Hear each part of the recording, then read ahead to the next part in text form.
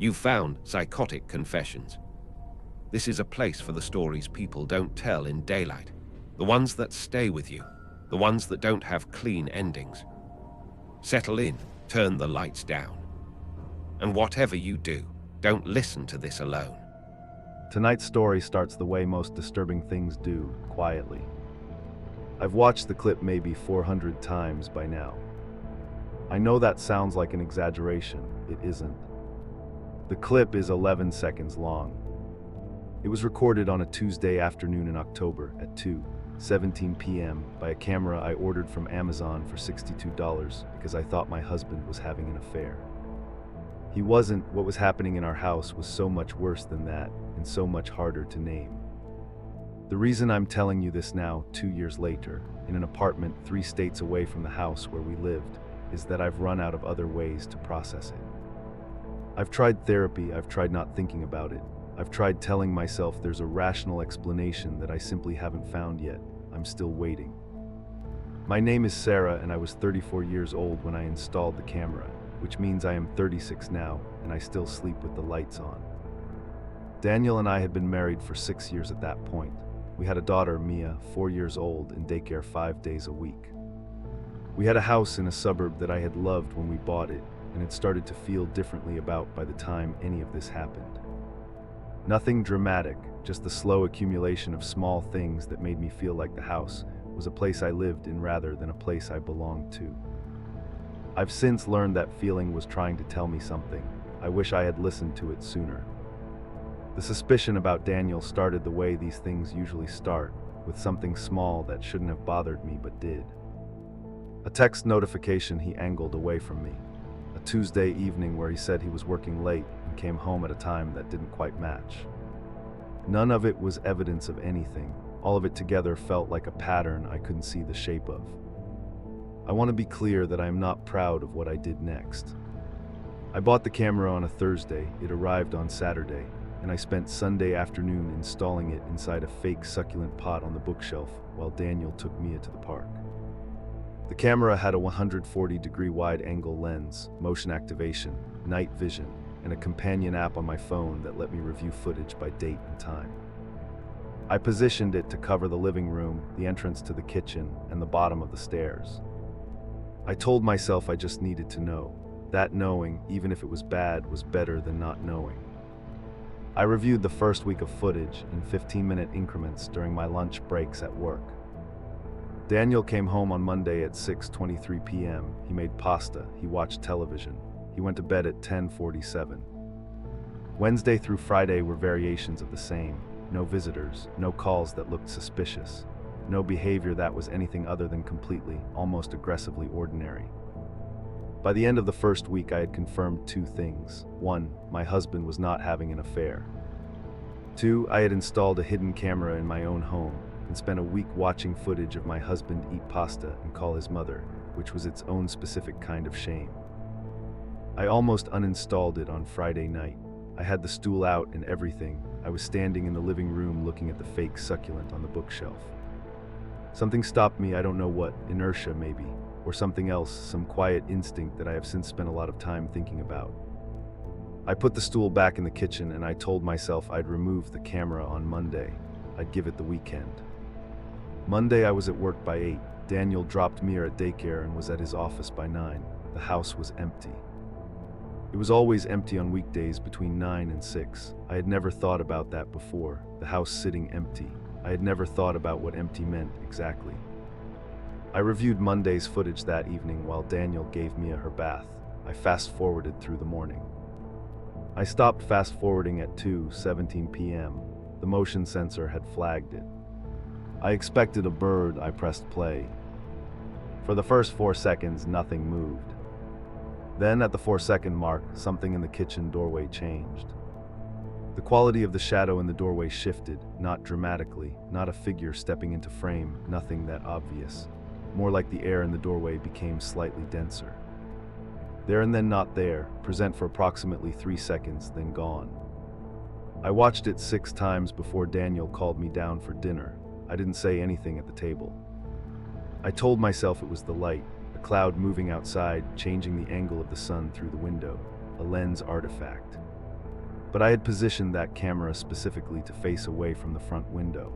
Whatever the light was doing outside, it shouldn't have been able to reach the kitchen doorway at that angle. I went to sleep that Monday night telling myself I would check the sight lens again in the morning. I did not sleep well. I did not check the sight lens in the morning. What I did instead was pull up Tuesday's footage before I got out of bed. The motion sensor flagged at 1:47 p.m., earlier than Monday, 30 minutes earlier. I pressed play with my thumb and watched the empty living room, and at the 3-second mark, the kitchen doorway changed again. And this time it didn't stay in the doorway, it moved. Not quickly, not the way a person moves when they're walking somewhere with purpose. More like the way smoke moves, a slow lateral drift from the kitchen doorway toward the center of the living room. Covering maybe 4 feet of distance over approximately 8 seconds before the motion sensor window ended and the flag closed. I watched it 7 times. I watched it with the brightness on my phone turned all the way up. I watched it once with my eyes half closed, the way you're supposed to look at one of those magic eye pictures to see if the shape resolved into something recognizable. It didn't. It also never looked like a camera artifact. It never looked like light. It had a consistency to it, a quality of presence that light doesn't have. I got out of bed. I made Mia's breakfast. I drove to work and sat in my car in the parking garage for 11 minutes before I could make myself go inside. That evening I told Daniel the camera had been having connectivity issues and I was thinking of returning it. He said okay, barely looking up from his laptop. I went upstairs and reviewed Wednesday's footage. Motion flag at 1:52 p.m. The doorway, the drift into the living room. This time it went further toward the foot of the stairs. Thursday 1:39 p.m. Doorway, living room, foot of stairs. This time it stopped at the foot of the stairs for 4 seconds. I counted, I replayed it, I counted again. Friday 1:44 p.m. Doorway, living room, stairs. It went up the stairs. The camera didn't cover the staircase. What I mean is that the motion flag started at 1:44 p.m. in the living room and ended at 1:44 p.m., which meant whatever had been moving had left the camera's field of view. And the only exit from the living room that wasn't the kitchen doorway or the front door was the staircase. I sat with that for a long time. Then I went back through the previous week's footage, not fast-forwarding this time, every hour, every minute. I found flags on 2 days from the first week that I had fast-forwarded through, both in the early afternoon, both originating in the kitchen doorway. It had been there the first week too, I just hadn't been looking for it. It was there every weekday, without exception, always beginning between 1:30 and 2 p.m., always the kitchen doorway first. A schedule so consistent it felt deliberate, the kind of consistency that implies not habit but routine. Something done so many times it has become structural. I didn't tell Daniel that week or the week after. I told myself I was still gathering information. Because saying it out loud would require me to have a position on it, and having a position on it meant accepting that one of 2 things was true. Either I was losing my mind, or something was walking through my house every afternoon at 1:47 p.m. while my daughter was at daycare and my husband and I were at work. The night vision footage was what finally made me tell him. The camera activated automatically in low light conditions. I had been reviewing daytime footage exclusively. It hadn't occurred to me to check the night recordings. I opened the app, selected the previous night's footage, set the playback to 1x instead of fast forward, and watched. For the first 2 hours, nothing moved. At 3:14 a.m., the motion sensor activated. The living room in night vision, green-gray. The couch, the coffee table, the bookshelf with the fake succulent that contained the camera that was now recording what I was watching. And in the center of the room, already there, already present, not moving in from the doorway but simply present, as if it had always been there. More defined than in the daytime footage. I don't know if that was the night vision, the darkness, the absence of competing light sources. But what had been a density, a texture change, a quality of air in the afternoon recordings was, in the night vision footage, something closer to a form. Still without clear edges, still without features, still nothing I could point to and name, but vertical, human in proportion. Standing in the center of my living room at 3:14 a.m. with what I can only describe as the quality of something that had been standing there for a very long time and had no particular intention of stopping. It stood there for 6 minutes and 40 seconds. Then the motion flag ended and the timestamp continued, and the living room was simply a living room again. I put my phone face down on the bathroom counter and sat on the edge of the bathtub for a while. Daniel was asleep, Mia was asleep. The house around me was quiet in the specific way houses are quiet at midnight.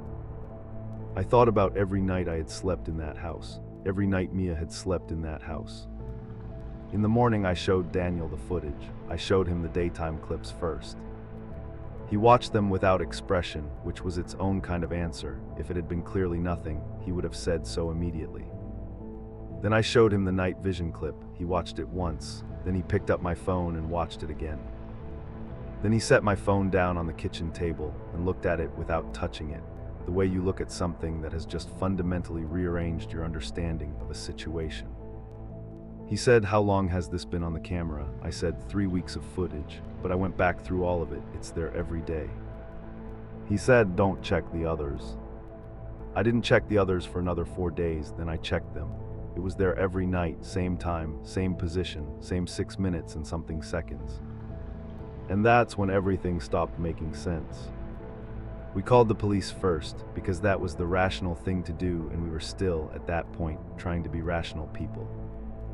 The officer who came was young, mid-20s, the kind of polite that meant he was working very hard not to show what he was thinking. He watched the daytime clips on my phone and said the words carbon monoxide, which I had already considered and ruled out because we had detectors on every floor. Then he watched the night vision clip and said nothing for a moment, and then said he would file a report and that we should call if anything escalated. He didn't define escalated, I didn't ask him to. We had a home inspector come the following week. Daniel's idea, practical, the kind of problem solving he defaulted to when he didn't have a framework for what was happening. He found in the basement evidence that the house had been built on top of an older structure, a previous foundation partially demolished, the remnants poured over rather than removed. He said this was common in houses of this age and meant nothing in particular. He said it in a way that suggested he knew we were looking for a different kind of answer than he was equipped to give. We called a paranormal investigator. His name was Ray, he had a website, he charged $200 for a preliminary assessment. Ray spent 4 hours in our house. He walked every room with his equipment. He sat in the living room between 1:30 and 2 p.m. and waited. When he was done, he sat at our kitchen table and said that the house had what he called a residual presence. Something that happened in a place so repeatedly that the place retained an impression of it, like a groove worn into a floor. He said it was unlikely to escalate. He said there were things we could do if we wanted to try to address it. Daniel said thank you very much and showed him out. We didn't talk about what Ray had said that night or the next night. We moved around each other in the house with a new kind of carefulness. Not the carefulness of a marriage in trouble, which I knew the shape of by then, but something different. The carefulness of two people who are living inside a question they can't agree on the terms of. Because that was the thing I haven't said yet. Daniel and I watched the same footage, and when we tried to talk about what we had seen, we discovered that we had not, in any meaningful sense, seen the same thing.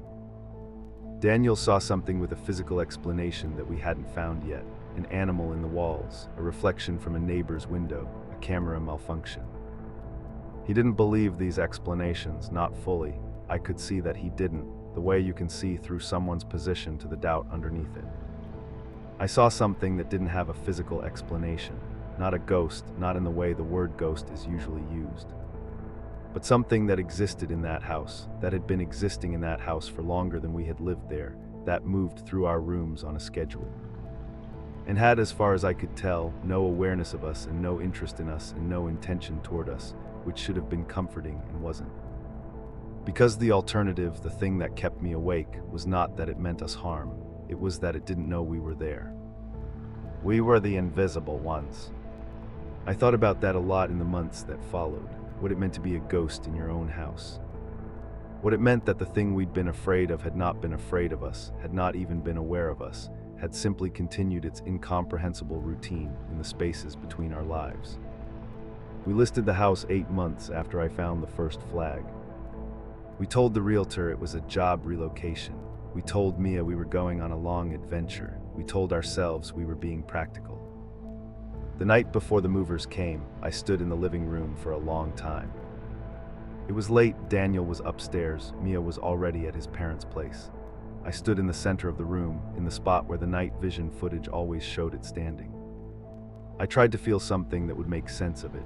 Some resonance, some recognition, some quality of the air that would confirm or deny what I thought I had seen. The room was a room, the air was air. Whatever had been there gave nothing back. I took the camera off the shelf. I put it in a box with the fake succulent pot and some books I was bringing to the new apartment. I still have it. It's in a box in the back of a closet in an apartment 3 states away. I have never set it up again. I keep telling myself I'm going to throw it away. I keep not throwing it away. Daniel and I signed the divorce papers 14 months after we moved out. The proceedings were civil. We share custody of Mia, week on, week off, and we are careful with each other in the way you are careful with someone you once loved very much and still, in some formless way, do. We have never talked about the footage again, not once in all the conversations that came after. It exists between us as a sealed room, a door neither of us opens. What I know is this: we saw the same thing. We watched the same 11 seconds 400 times between us, and we saw the same shape in the same room at the same time of night. And what we could not survive was not the seeing, it was the disagreement about what the seeing meant. The specific shape of the gap between what I believed and what he needed to believe. That gap had a width. We measured it for 14 months and eventually determined that it was wider than we were. To this day, I still can't explain what was in that house. I can explain what it cost. There's a particular kind of haunting that has nothing to do with the thing that's there.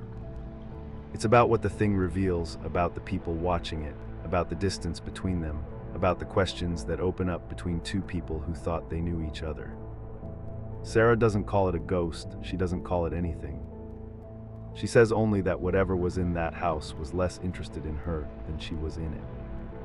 And that the most frightening part was never the footage, never the shape in the night vision, never the 6 minutes and 40 seconds. The most frightening part was looking at the person she had built a life with and realizing they were seeing something completely different. If you have your own story, you know where to find us. And sometimes the most unsettling part isn't what happened, it's that it could happen to anyone, even you. That's all for tonight. If this story stayed with you, good. That means it worked. If you have your own confession, something you've never said out loud, something that still doesn't make sense, you know where to find us. Drop it below. And if you're not already here, subscribe. There are more stories where this one came from. Psychotic Confessions will be in the dark.